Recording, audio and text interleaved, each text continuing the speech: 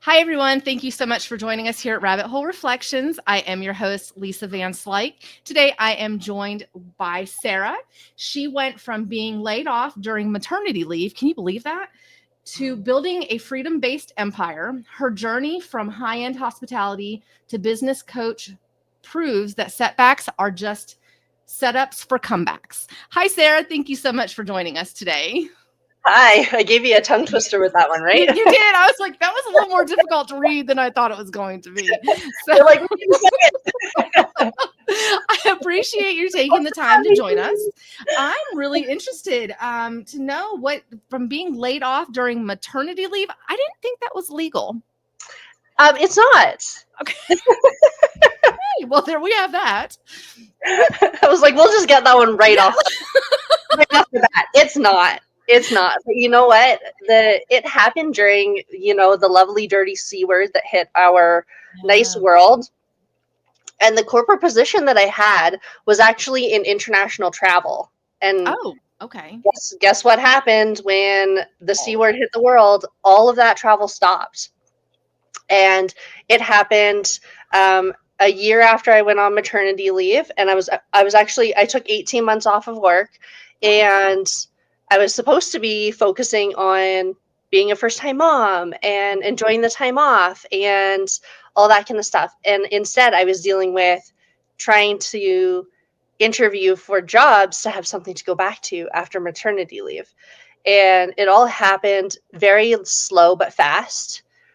Kind of like, well, the world's coming to an end, so we're going to let you go, but we're going to hold on to you just a little bit longer because legally we can't let you go yet. Oh. So it was like, we have to offer you something. So it was very much like, let's use this as an excuse to let as many people go from our company as possible. Okay. And it wasn't performance based. It wasn't anything like that. So many people were hit with this like pandemic job loss, where it literally was detrimental to their mind, their body, and their soul. Yeah. And if they were already in a state of corporate burnout, where you're in a place where you think that you're safe, you're putting in your 9 to 5 that's actually 60 to 80 hours a week, because we all know the reality of it. Yes, we do. And then you walk in one day when you took some time off for your family and you don't have a job anymore. And you're like, now I have no income coming in. What the heck am I going to do? And it's funny because the alternative to that was to go find another job. Mm-hmm. Which makes sense. It makes sense. It makes sense. And I was just like, well, you know what? I want to be the most present mom possible. I don't want to be that mom that lets her kids spend, 12 hours a day being raised by somebody else if I don't have to.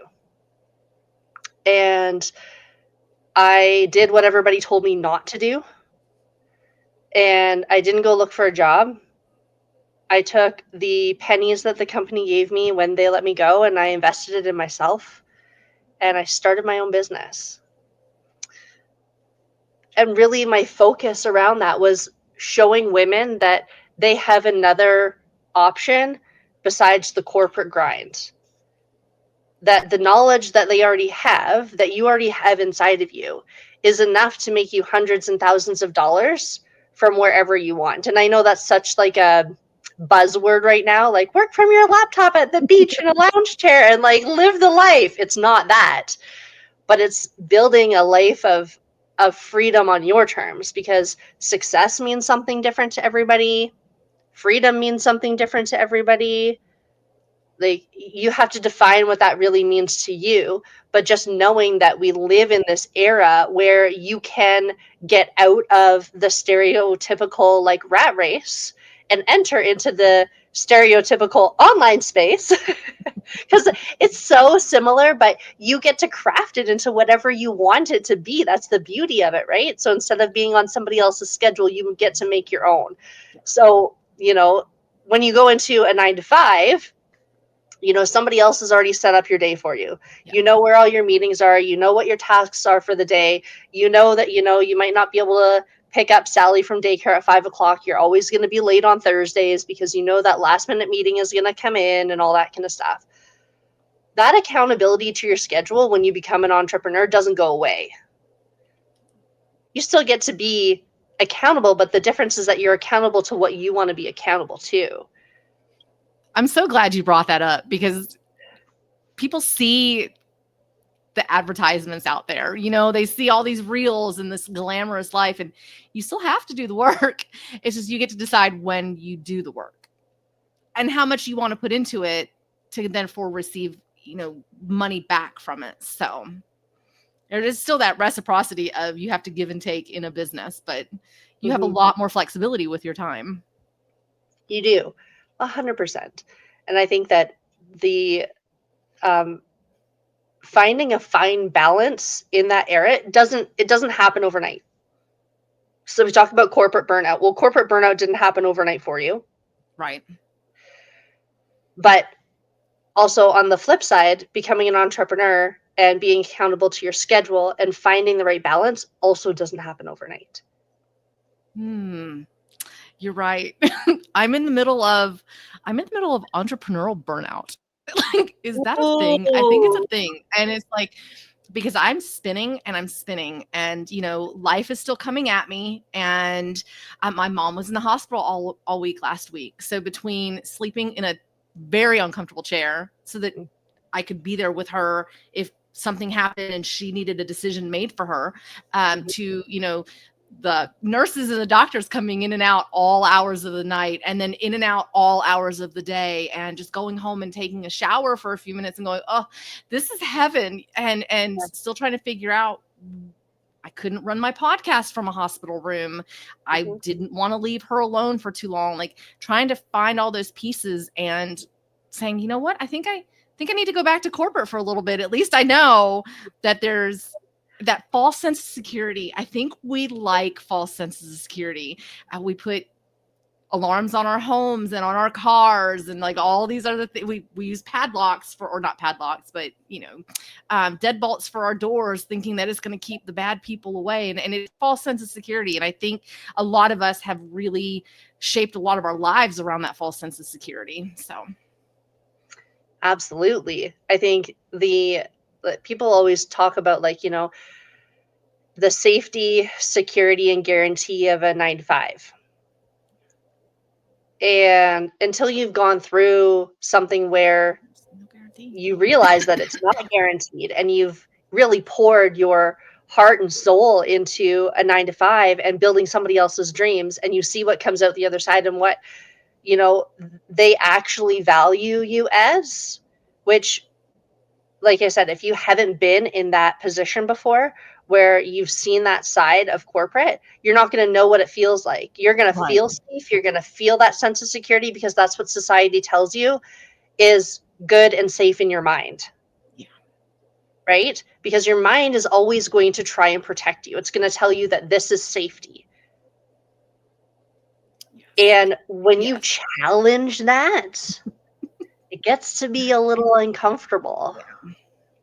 Yeah. And I want to just go as far as to say that's something in any kind of experience. It doesn't have to be just corporate burnout. It can be that toxic relationship that you're in. It can be in, even a parent-child relationship can still have some of that tension in it, especially if it wasn't a good one to begin with. That's something that covers the gamut of human experience. It absolutely, you revert back. I was just on the phone with a friend before our podcast or before this episode started. And she called and said, I think I'm repeating a pattern. I think this guy is a narcissist. And she reverted back. She had this really good guy who was taking really good care of her in the way that a relationship should be, and she left that situation and went out with this other guy, and then it turned out to be a really bad relationship. And she was repeating that pattern because that's where she had been, and that's where she felt safe, even though it's chaos. It is absolute chaos for her as she cries, and there's fights and whatnot, but it's what she knows. And until she rewires that part of her brain to not accept that, it's what she knows. 100%. Yeah. I actually share that on my socials all the time in my stories, is that your brain will actually keep you in a comfortable hell over an uncomfortable heaven. Oh my goodness. Say that louder for those in the back, because I think I need to hear that myself again. Wow. I love that. And I am totally going to use that when I promote this show. Yes, use that one. So your brain is programmed to keep you in a comfortable hell over an uncomfortable heaven. That hits hard. Yeah. And that makes absolute sense. It absolutely makes sense. It makes it so easy to go back to previous patterns that you haven't had the opportunity to break, that you haven't had the opportunity to get uncomfortable and stretch outside of the box of that comfortable hell. Because as soon as you step out of that, your brain is going to put up these red flags that are like, oh snap, what are you doing? No, stay inside the box. This is where it's safe. This is where I can be held, when really it's not. But that's how your brain is actually programmed. That's your body saying, I know this is safe, but I don't know what's out there. But this is one thing that I know to be 100% true from somebody that stretches her comfort zone all the freaking time. Because as soon as I feel comfortable, I know I haven't gone far enough, so I go uncomfortable again. But fear and being uncomfortable looks like it's a mile wide. And this is something from the Hormozis. Layla Hormozi says this. Fear and being uncomfortable is a mile wide, but only an inch deep. And when you get to the other side, you're going to see how much heaven you missed out on trying to preserve a comfortable hell. I love that. I love that a lot. Yeah. I was thinking, we don't give ourselves enough time to fall in love with our new status quo. We don't even let it become our own new status quo because we don't give ourselves enough time to fall in love with this new possibility that we have just created for ourselves, that we've allowed ourselves to be a part of. If you bring somebody into your life who treats you better than the last person, you have allowed that person to step into your life. And I feel like we don't give ourselves enough opportunity to fall in love with that new paradigm. And we just go back to what we knew because it's that trying to stretch outside of that box. The graphic of the miner digging for that diamond. And it's just like, right. That actually is based on a true story, by the way, but it's right on the other side. Just all he needed was one more shovel or pickaxe, to get that gem, to get that whatever it was that you want. We just need to push a little bit further. I want to ask you, how do you know if it's time to walk away or if it is something you need to just continue to try to push for? How do you discern that? Because sometimes it's just really not, are we running away if we walk away from something, or is it really more of we have discerned that it is not something that's good for us? That's a really great question. And honestly, the answer is very personal to you. But there is a way you can tell. And it is knowing that, that feeling that you get inside, that butterfly feeling when you're about to do something that you really haven't done before, that seems a little stretchy. And you're just like, ooh, okay, I'm starting to push the boundaries of this. Am I going in the right direction? Yes. Those butterflies are actually a sign to move towards it. Do you still get those butterflies every morning you wake up and you're working on your business? Yes. Oh, good. Okay. Yeah. Well, there you have it. Yeah. I was like, different kind of butterflies. Like the butterflies, when you're moving outside of your comfort zone, they feel like fear. They feel kind of like that sick to your stomach feeling, like, oh, am I really actually going to go and do this? But then on the other side of those butterflies is peace and a sensation of fulfillment.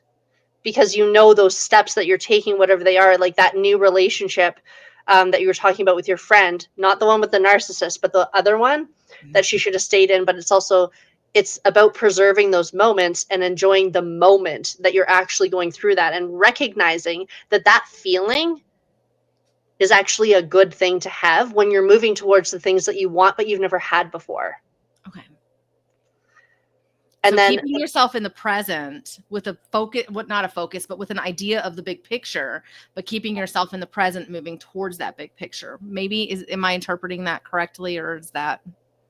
yeah, you are, absolutely. Because I find a lot of people get into their mind and they create this anxious drive within them that they just want the next thing, the next win, the next all that kind of stuff, right? Yeah. So, and it's so easy to get stuck in that because that's what society has programmed us to do. They haven't designed, our day to day to be celebratory of even just the little things. Like, I got up and I drank a hot cup of coffee this morning. As a mom of two little girls that run around at a mile a minute, that's a win. I'm going to celebrate that huge. But it's like, it's living in those little wins, little moments of the day where you get to celebrate. And then when you actually sink into celebrating those moments when you're in the moments, and then at the end of the day, reflecting back to all of those wins that you had, it actually gets rid of everything bad that happened that day. Like, my client didn't show up for a one-on-one call. Like, my boss called me in for a review and said I'm not getting a raise this year because, it's just not in budget, even though I exceeded their expectations. That happened to me many years in a row. But like that kind of stuff, like, it just deteriorates that and pushes it to the wayside because you get to celebrate those things. It's like, what impact are you making in that moment to make the best of every single day in the little moments? Because those little moments, those little wins that you have, they compound into massive results. And I think people really get lost in that anxiety of the next before actually celebrating where they are now in the moment. I know I sometimes get stuck in that as well. And it's like, okay, now I'm going to stop doing what I'm doing right now so I can go to the next thing to get me to the next, to get me to that, whatever idea that I had at the time. So yeah, I've been guilty of that as well. Let's go back to your corporate burnout, because I think you had a pretty cool job. And I think a lot of people would. So there's something in that we hear a lot in the coaching industry is, you can make more owning your own business, building your own brand online than a neurosurgeon. Well, I think a neurosurgeon is pretty badass. And I think I want a neurosurgeon to operate on my brain if I need it, and not just some guy I just grabbed off the corner. So, there are certain people who are following their passion. And if that is what you were doing, that is 100%. Please continue to go for that. We're not saying that this is something that you should change. I feel like a lot of corporate burnout really comes from some of those positions or those, jobs that are more along the lines of they're not as cool. they're not as badass as. If I can fly a plane, I think that's pretty amazing. And, not everybody can say that they do that. So, but, if I'm, yes, go ahead. Sorry. Well, I can fly a plane, but that's besides the fact. No, continue. I was just. No, you're right. No, please stop me, because like, seriously, like the person who wants to fight justice or injustices, excuse me, we're not trying to fight justice, we're trying to fight injustices, who becomes a lawyer, who helps people who have, been maliciously, in an accident or something atrocious, like your maternity leave situation. There are people, we need people to do that. And that's a huge undertaking. And it's an amazing passion and career choice. I feel like some of us, like, I'm going to be a receptionist and I'm going to have corporate burnout, or I'm going to be a project manager. Project managers are amazing people, but I think they're the ones that really get abused the most. I know, because I was a project manager, like 90 hours a week wasn't enough. And, I think there's like some of those in betweens that just are the people that we want to reach to help them, create a different version of what they consider freedom and time freedom and money freedom and all of that. Oh, absolutely. I think a huge demographic that gets sort of like plunked into that bucket is like middle management. Yeah. Yes, because they're the ones that get abused the most. You're not high enough. And you're making decisions and or not making decisions. You're enacting the decisions that is made by somebody higher. You don't have a lot of say, and you have to get these people at a lower level to get on board to do the job that needs to be done. And that's exactly where I was with middle management. And I loved the role. It was a really neat job. My last one was a really neat job. The company was in a lot of turmoil and had massive layoffs. And this was after COVID. So it was just, COVID actually did the company great. $1 billion, right? Like great. Ooh, But it hey. was after COVID and everybody started leaving their homes, the company started going south. And it was like they had these expectations to continue that momentum, and the shifts were just not the shifts that needed to be. The job itself was really neat. My team was amazing. My team, the team that worked very, very closely with me, management, not so much. And I was like, a year in, I said, here's my pink slip. I'm leaving. I cannot do this. I cannot do this. So I totally feel that middle management aspect. You're a pilot. Can you please expand on what you did in the corporate world? Because we're talking about these really cool jobs, and sometimes we go off on tangents here at Rabbit Hole Reflections. Me too. Yeah. It sounds like you had a pretty cool job. So I really want to kind of go back to the corporate burnout, because you did mention that, and it wasn't just the maternity leave aspect. And your husband, I want to say he was in the same field. Similar, which I can touch Okay. on in a minute as well. But like, to touch on this middle management, the thing with the middle management is that it's not that everybody hates their jobs.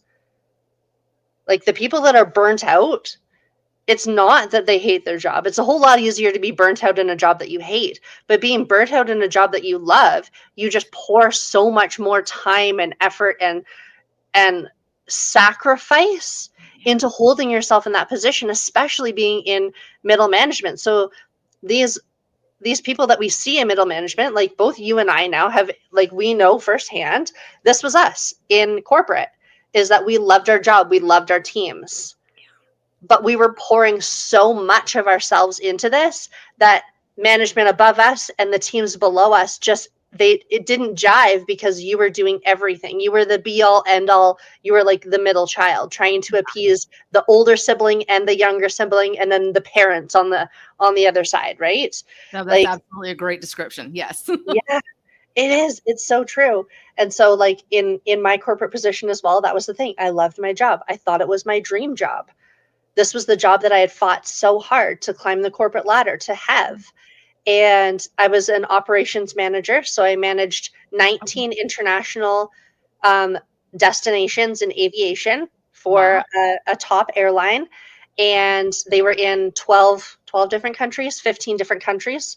And so I was responsible for all of the teams. So all of the managers, all the hiring, all the IT, all the systems, like all the training, like all of their performance, all the operations, like everything, they reported into me. Okay.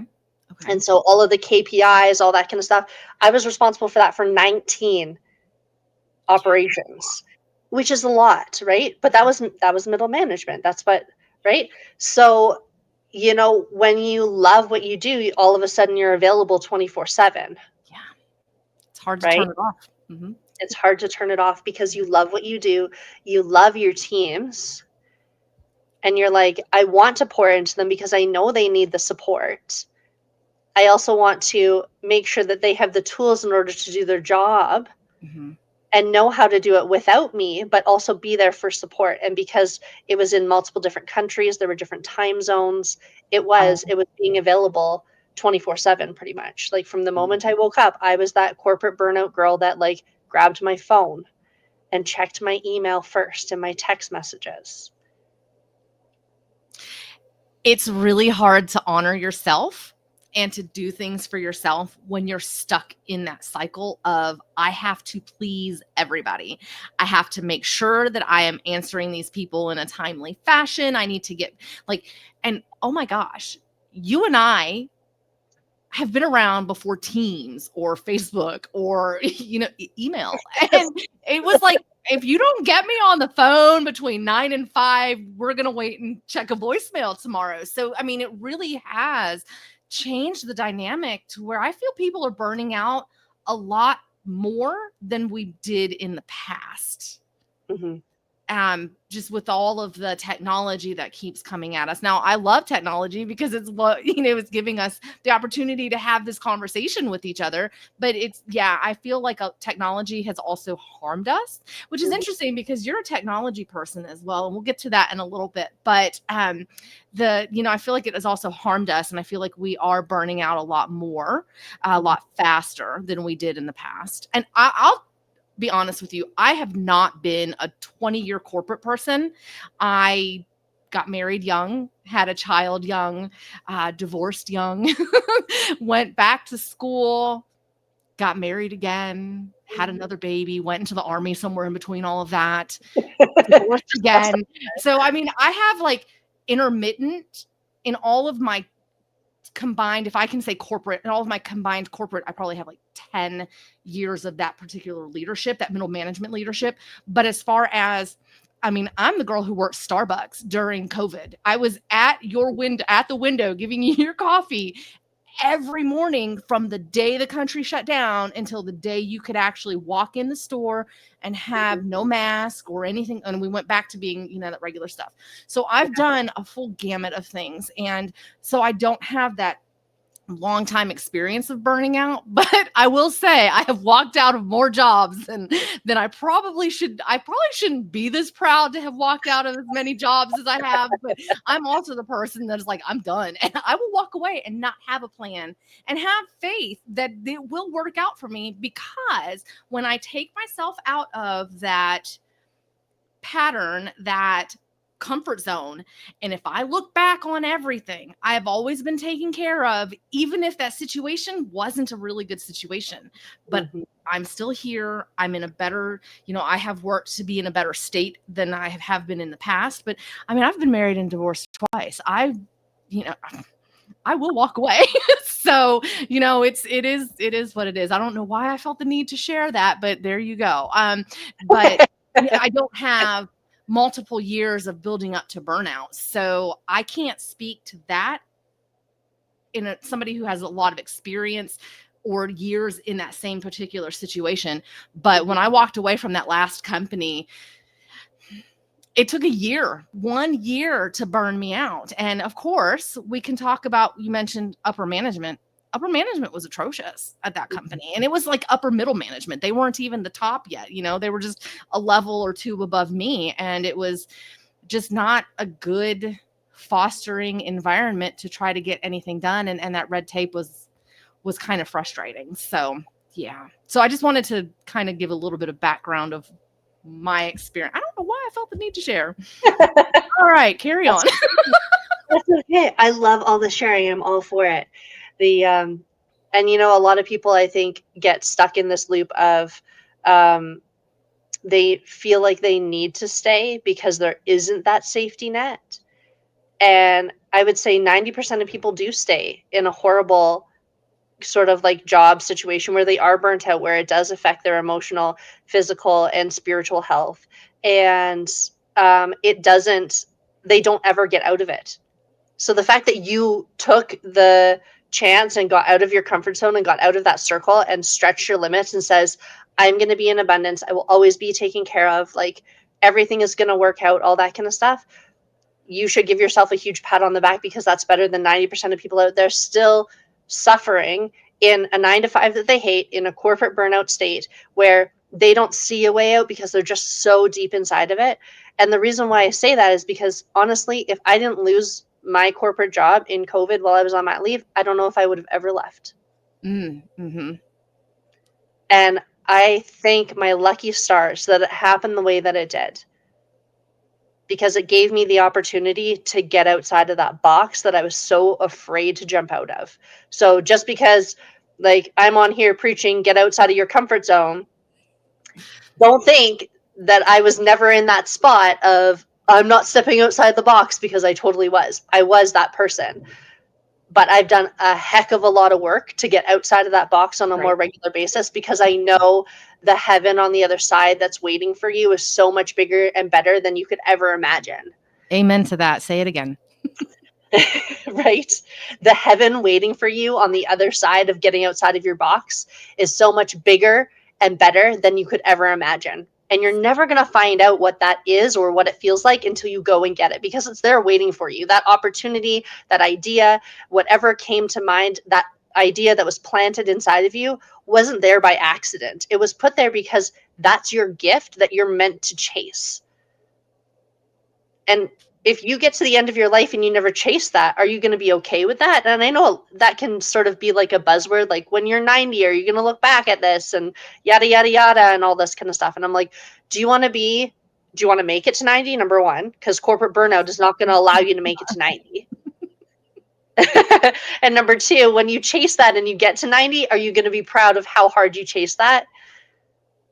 Because the 90-year-old wants to be 37 again, and the 37-year-old wants to be 18 again for another opportunity. But what you have to realize is that every piece of your journey has shaped you into who you are today. And it's up to you to just take that and make that decision that's going to allow you to jump into that future state now, instead of avoiding it altogether and staying stuck where you are. You mentioned when you're 90, are you going to look back on your life and did you regret not doing something, or did you regret doing something? I guess that can go both ways. There's actually science that backs that. It is taught in psychology. I really hate that I guess hate's not the right word, but we don't share that with kids and young adults. If you don't take a psychology class in college, you might not even know this. And if you do take a psychology class as one of your, general education credits, you still might not pick up on it, but it's part of the aging process, and each group of ages that you go through, you experience certain things. And one of them is making sure did you leave the legacy for your family? You're now trying to fix that legacy because you want to leave them with something. You're like, I can't go skydiving at 90 because I might break a hip, and but maybe it's worth it to break a hip to go skydiving at 90, if they'll even let you on the plane at that time, because there's the whole heart stuff, like it's like, take the chance now, because you will at that age going through your memory bank. You're just going to pull back all these memories and these what ifs and why didn't I. So take the chance now. Absolutely. Yeah. And so like if you're feeling that pull of like you're meant for more than what the corporate world is, I want to be super clear with this. I'm not saying to go out and quit your job tomorrow. Thank you, because I was just going to like caveat to that when you were finished. Baby steps are okay, because it's still taking that step to get that foot out of the box, to then get your next foot out of the box, or put your hand on the edge to pull yourself up a little bit more. Like, there are ways to get out of that box without just jumping out completely. Yeah. That's right. Yeah. I was like, and it's okay to take the baby steps, just like the little wins that you celebrated. Like, just imagine, like, if you could pace out your exit to corporate and you started taking, unpaid PTO, paid time off, unpaid, paid time off. You know what I mean? Yeah. And like, you got to take more and more time off and eventually could exit. Like, what would that exit strategy look like to you? What would that, truly going after your passions look like to you? Really explore that idea and dig into it, because it's so heartfelt and so meaningful, because you can have the opportunity to do that. And when you take little baby steps, but you're always taking progress, you get there a whole lot faster than you thought you would. So like, for example, I didn't think that I had to go and get a part-time job after I lost my job. That's one of the pieces of my story I don't talk a lot about. But I did for a very short time. Like 4 months, and then I quit. I built my business. I had a job funding my business while I built it, which, by the way, is a really smart idea. Absolutely. And then I quit. Once I exceeded my income, I was like, yeah, that's it. I'm done. Thank you so much. Left on great terms. But there's nothing wrong with that. Like, don't think you need to go out there and take those huge leaps and bounds, because what happens is that that's something that leads to entrepreneurial burnout. on the other side of things. But when you move with small intentional steps and you celebrate and you live in the moment and you do that, you get there a whole lot faster, a whole lot smoother, a whole lot happier, because it's not about building, a life into a business. Your business isn't meant to run your life. But when you build that business into the life that you want to live and curate and build, that's when you achieve that freedom-based business, that freedom-based empire, that income that you earn in your sleep. And you can actually wake up in the morning and not be exhausted and be proud and be in the moment. That was very sexy. The income that you earn in your sleep, like, woo! Let's do that, because that just lit me up. The income you earn in your sleep. Woo! I want to go back real quick.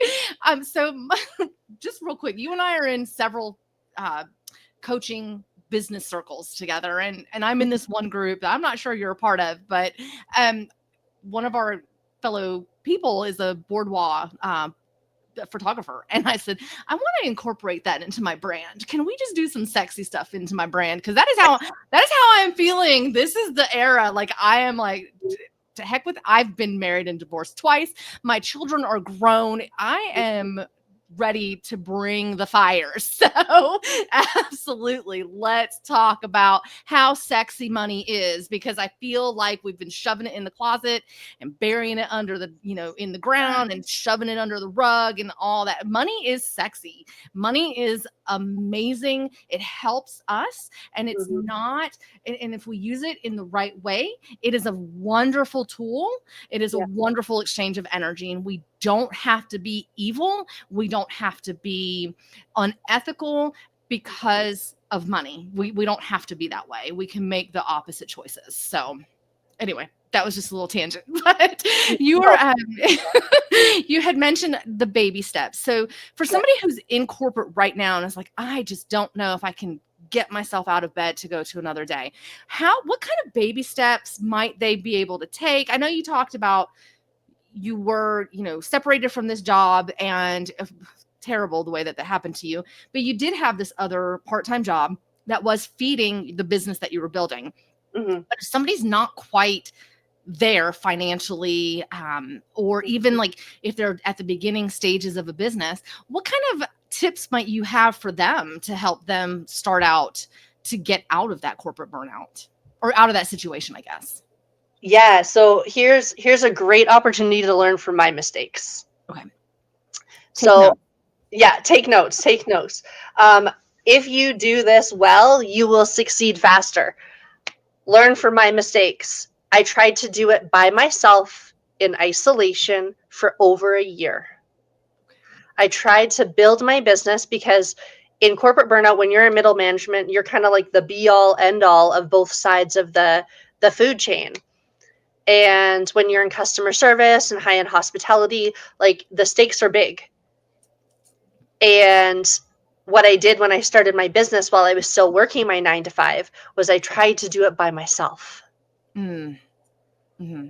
And that is the hardest struggle bus you will ever ride, while going to a 9 to 5 that you hate and coming home and trying to motivate yourself to work for something with no support, no community, no coaching, no mentorship, nobody to lean on. Because I don't know about you, but I don't have a lot of people in my life, in my close-knit community, that run like I do in entrepreneurship, or have the same mindset as me, or have the same mindset around money as me, of, you have to invest 10% of whatever you want to make, and that's the norm.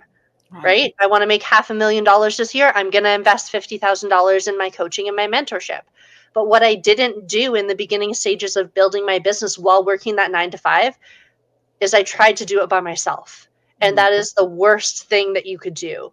Okay. Is like, you need to find a community of women that are ahead of you, not behind you, ahead of you, that you can lean on, where there is a coach and a mentor that is going to guide you through those moments, that is where you want to be, that has achieved something that you want to achieve, that is also in line with your mission, your vision, and your values, and is willing to show you how.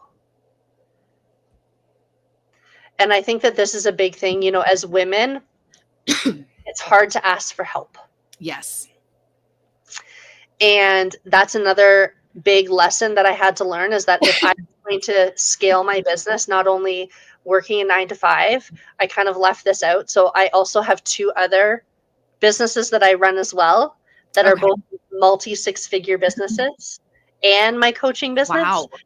So Wow. I've built it. I've done it. I did it doing the 9 to 5, but you see all these successful women online that tried to do it by themselves and they don't get very far. The most successful women you see out there, or men for that matter, asked for help. They didn't try and do it alone. So please, please, please, like, I'm going to yell it from the rooftop. Don't do it alone. Don't Find do that it community. alone. Community. I was in a book years ago. I was a contributing author to a book that talked about global unity, or finding unity in global communities. And it talked, all the authors talked about their experience with using the internet. And back then, 10 years ago or something, it was still coming around. We were starting to get the Facebook groups and Reddit and all that stuff. So there are communities out there. If you can't get out in the physical community, get out there in the virtual community. There are people that are out there. And I know you have a program that we'll talk about in just a few minutes, but yeah, you can always join Sarah's community. 100%. You're always welcome inside. Yes. I was like, that's how Lisa and I connected too.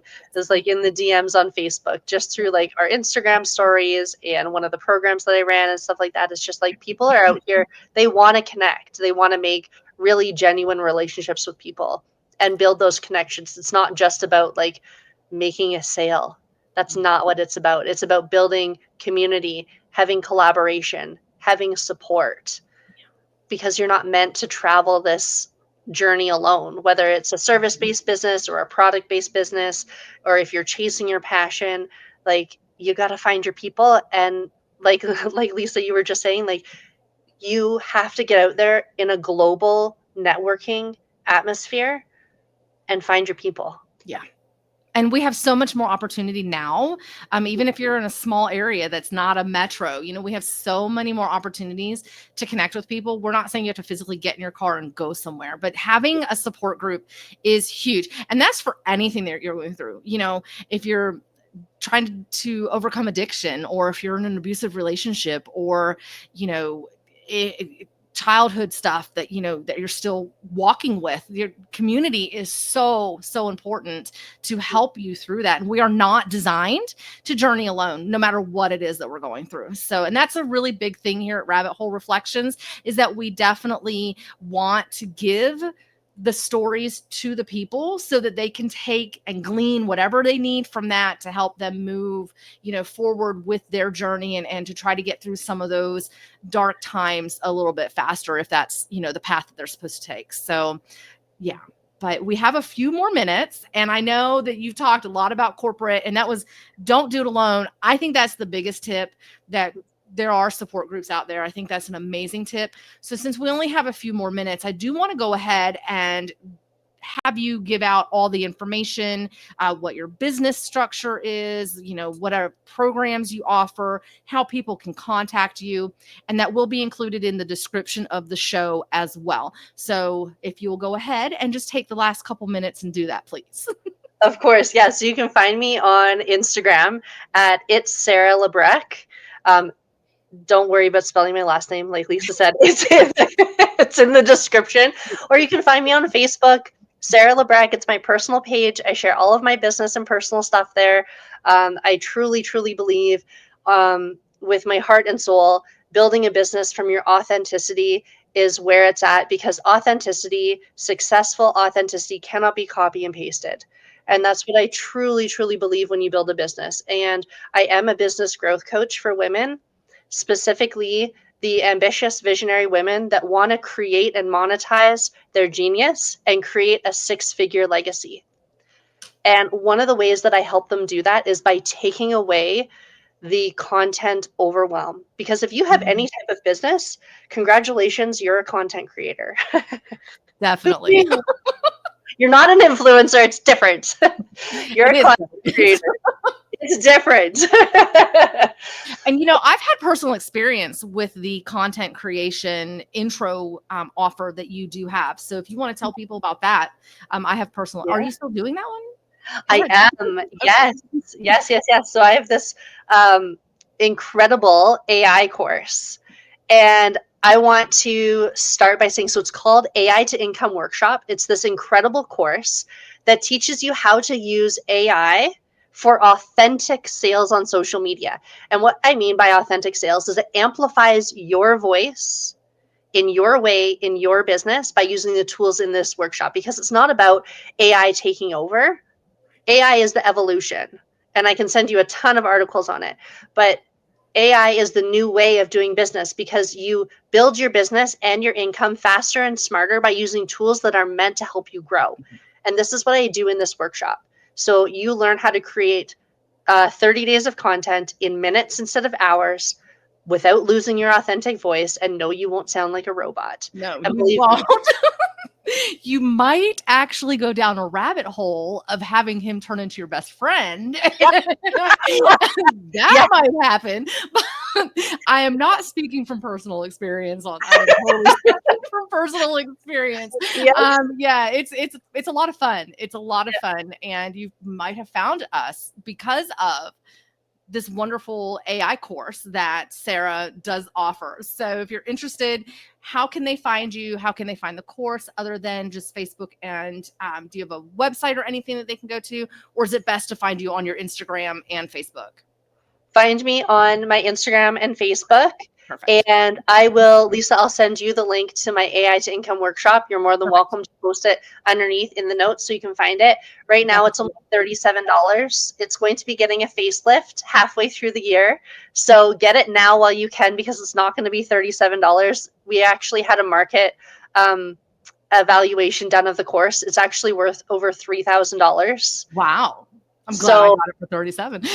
I know, right? Be glad you got it for 37. So it's going to be coming out with a new one. So if you want it for $37, now's the time to grab it. And then also too, I want to talk a little bit, if it's okay, about community. Is I'm hosting an in-person retreat where we're doing actually your six-figure legacy planning and content creation and branding in person. As you know, having branding assets and really having something that represents you in the online space, and not just, you know, your wedding picture as your profile picture. That's what I did. Mine has a wedding mannequin behind me. Does that? See, totally guilty. Is so powerful. But when you can get into the room with women that are running as fast as you, that want those same goals and dreams just in their business and their vision, you condense time so drastically. And I'm going to give you an example in a second of how this happened. But you know, you condense time. So something that you would have done in 6 months to a year, you can actually get done in 3 days together at this executive. Well, it's not an executive retreat. It's an in-person. I call it the Sirens Retreat 2025. It's going to be. That sounds sexy. It's in the mountains. We're going to do mountain photo shoots for your business and your brand. We're going to do AI strategy. And then we're going to actually plan out your six-figure legacy together, so that when you leave, you know exactly what you're going to need to do, offers wise, personal branding wise, support wise, tech wise, but also like on the mindset and the belief system wise, and really tap into that future six-figure version of yourself together in the room, so that you can condense time. So like, for example, I went to a retreat in November of last year, and I came out of that retreat and I launched AI to Income workshop. And from AI to Income workshop, I have now made over $22,000 the 30 days following the launch of that workshop in 1 month. Congratulations. That's amazing. The power of being in the room is so freaking powerful. So if being in the room with powerful, ambitious women that are there to mastermind, that are there to strategize, that are there to not burn out for the weekend, because we're not starting until 10 o'clock in the morning, because coffee and breakfast is important. And have a really cool weekend sitting around on couches and masterminding about your first six figures, then send me a message on Instagram and Facebook, and let's get you in the room. But yeah. Perfect. So this show is April 3rd. So when is that retreat going to happen? Because if somebody finds us after the retreat, I don't want a lot of confusion. When is that retreat taking place? The last weekend in May. Okay, perfect. So if you hear us after May of 2025, then you've missed the retreat. Catch her on her next one. That sounds amazing. Mindset work is so vital to all of this as well, because if you don't change it, you're going to go right back to that box that you're comfortable with. So I'll definitely get all of your information posted in the description. If you're catching us on YouTube, it'll be in the write up. If you're catching us on Apple or Spotify or any of the other podcasts, hopefully it'll still be in that description as well. Thank you all so much for joining us here at Rabbit Hole Reflections. I am Lisa, and you just heard from our wonderful, sexy, and amazing guest, Sarah. We hope you all have a great evening. Thank you so much. Thank you, Lisa. You're welcome.